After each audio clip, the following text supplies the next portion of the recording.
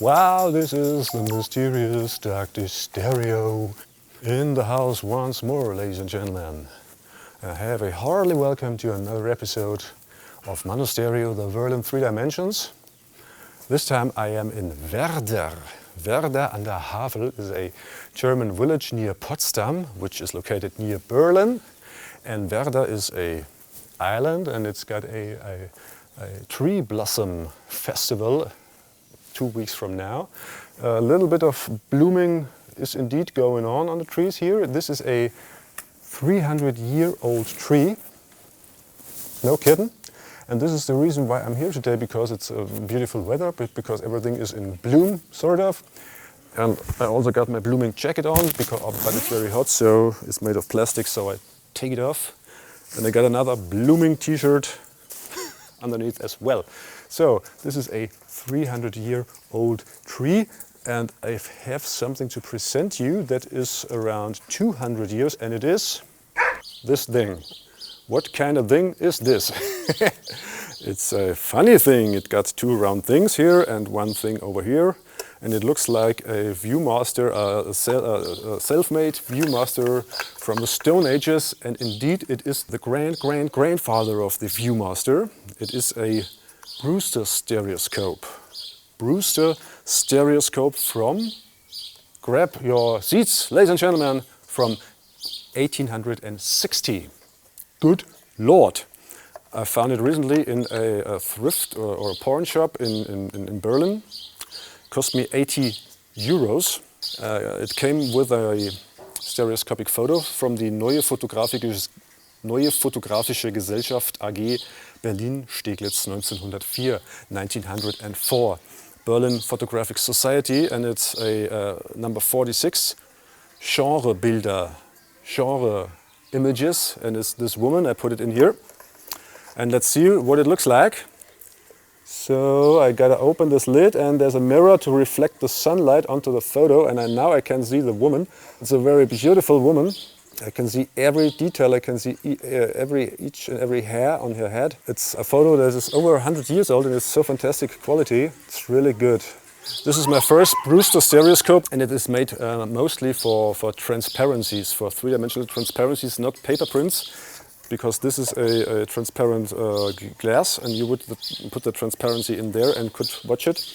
But if you had a paper print, you had to open the lid and to reflect the sun with a mirror. Mr. Brewster invented this thing. In fact, he did not. It was another guy who invented it, but Mr. Brewster took action to get it manufactured, and so all the fame fell onto him. And this is now known as the Brewster Stereoscope. The next stereoscope in line that was invented was this one.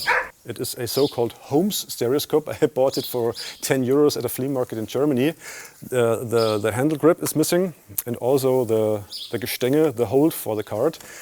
Because normally you would place the card here, it would not fall down, it would place here, and you could hold it there and look. And then you could say, wow, this is really good, I can see a 3-dimensional image. It's not as large as with the Brewster Stereoscope, because these are prism wedges, and they do not magnify the image. They just help you to get it fused for your eyes, and so you see it in 3D, but not enlarged. This thing was built in counts of millions. Each and every home around the late 19th century had such a thing. You can see it here is a stereoscopic photo of a woman at home using this thing. And you can see how she uses it. She sits in her chair, has the drawer beside her, where she keeps all her stereoscopic cards, and then she takes one out and watches it. And now, magic, funny thing, we step from 1904 into the future, 105 years. It's the year 2009. What do we got here? It's this thing, it's the OWL, the London stereoscopic company OWL Stereoscope, patent applied for. And it's a modern stereoscope. It's inside the box here. Oop. What up? It looks like this, like an owl. In Germany we like to say OWL because it's written with an O, but I learned recently that it's pronounced OWL. So you have the OWL and you can fold it. It's a foldable stereoscope. You put it like this. Zack, and then like this, zack, and then you have an adjustment for the focus. And this is a Stereoscope for the 21st century, as the London Stereoscopic Company says, and you can watch these old stereo cards just as easily. It's built on perfection. You put it in like this, zack, and you look, and wow, these are very good lenses. They're made of plastics, but they are free of chromatic aberration, so you have a undisturbed color enjoyment if you got colored cards. And it magnifies, and it's sharp like hell. And you have, wow, you can see this woman better than with the Holmes Stereoscope or the Brewster Stereoscope. So if you're thinking by yourself, whoa, these 3D cards are kind of interesting and perhaps I'm gonna try to collect them, get this one. The other ones are nice for the drawer, to show friends, oh, here, look, I've got a Brewster Stereoscope. But this is the thing you should use for viewing. And that brings us back again to the Brewster Stereoscope, because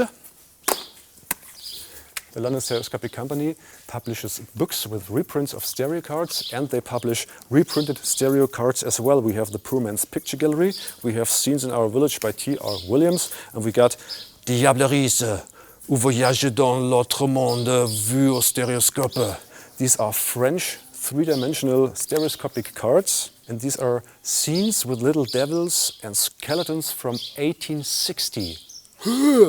More than 160 years from now, and they were printed on tissue. I wonder how these could survive at all, because this is a reprint on cardboard. It's very, nothing happens. But these original tissues were printed on very thin paper. This was a cardboard frame, and inside they were very frail and very delicate tissue, and you had a black and white image from the one side, and if you placed it inside the Brewster Stereoscope, like this, and you let the sun or the light shine from behind, then you would recognize that there was a color painted on the back side, and the monochromatic images were turned colored, and the eyes of the little devils and skeletons would have had little holes, so the light could shine through the little holes, and you have a very eerie resemblance of the scene, like you have it now with these reprints, because you have reprinted the color side. It's really great. It's a great collectible item. These are the 4 boxes that I bought. They got a lot more. Diableries, Serie, what is this? Serie A, box 1 and box 2. Scenes in Our Village, and the Poor Man's Picture Gallery. Poor Man's Picture Gallery is very funny. It's a reprint of stereo cards that have been taken after paintings. There was a painting that not everybody could see because it was hanging in the museum, and so they made photos with actual people and in 3D as a bonus. And if you take this card, this is really my favorite, Derby Day, The Turf. Stereo card by Alfred Sylvester, originally published in 1859. Now hold your breath. Do you see what I see? Isn't that a marvel? 1859. Could view this all day long. So here we are. And if you want to know more about stereoscopic things, then tune on in this channel. There's this thumb up somewhere down. You might hit it and tell me you like this video. You can write in the comments why you don't like it or why you like it, and you can ask me questions and ask me something or give me an advice about themes that I can handle in the next episodes of Mondo Stereo, the world in 3 dimensions. I'm your host, the mysterious Dr. Stereo, and now I'm gonna take a bath or a sunbath, I don't know. See you next time.